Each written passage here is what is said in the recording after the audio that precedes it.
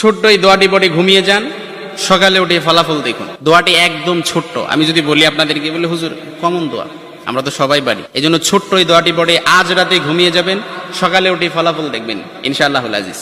আপনি মাথা থেকে বোঝা নামিয়ে ফেললে যেরকম হালকা হয়, আপনি এরকম হালকা মনে করবেন।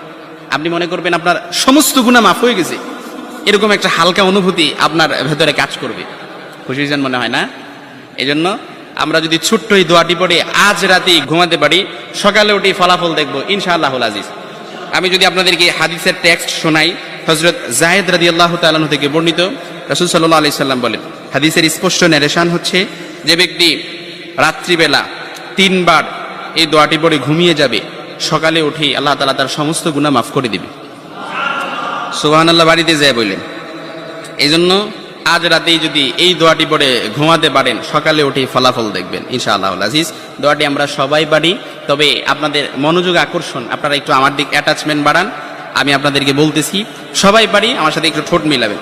আস্তাগফিরুল্লাহাল্লাযী লা ইলাহা ইল্লা হুয়াল হাইয়ুল কাইয়্যুম ওয়া আতুবু ইলাইহি লা হাওলা ওয়া লা কুওয়াতা ইল্লা বিল্লাহিল আলিয়্যিল আযীম।